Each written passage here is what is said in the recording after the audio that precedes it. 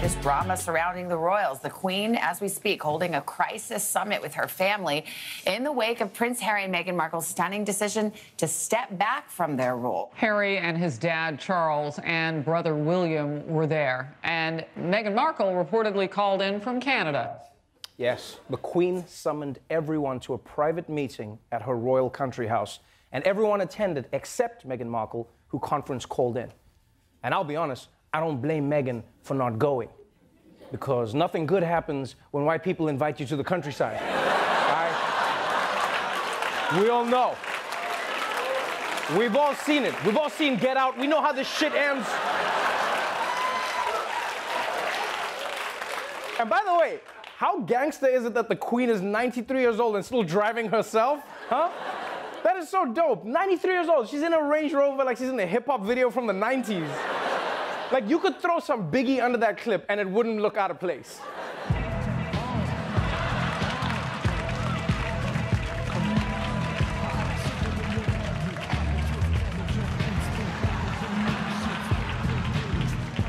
Just look at Tom Steyer, for instance. He's far from a household name. He has the charisma of a clipboard, but recent polls show him surging to second place in South Carolina and third in Nevada. And one guess for how he did it. So far, the candidates combined have spent $17 million on political ads just in the state of South Carolina. Of that $17 million, $14 million of it was spent by Tom Steyer. Same thing in Nevada. His Nevada-only ad spending is more than all of the ad spending by Biden, Warren, and Klobuchar combined nationwide. Yeah, that's right. Tom Steyer is spending more on ads in one state than other candidates have spent in their entire campaign. And clearly, it's having a big effect on the polls, which shows you how effective advertising can be. If you just show people something enough times, eventually they'll be like, yeah, I like that. That's why Cheerios is a thing. So now that the Senate has the articles of impeachment, the big fight is now going to be about whether or not the trial will include new witnesses and new evidence. Because you see, just yesterday, we learned new details about Trump and his shady dealings with Ukraine. The new evidence collected by congressional investigators comes from Lev Parnas, an associate of Trump's personal attorney Rudy Giuliani. 59 pages of records, including text messages, emails, and handwritten notes, including one scrawled on hotel stationery that reads, quote, "Get Zelensky to announce that the Biden case will be investigated." And there's a letter from Giuliani requesting a meeting with Ukraine's then President-elect Zelensky, emphasizing Giuliani was working in his capacity as personal counsel to President Trump and with his knowledge and consent.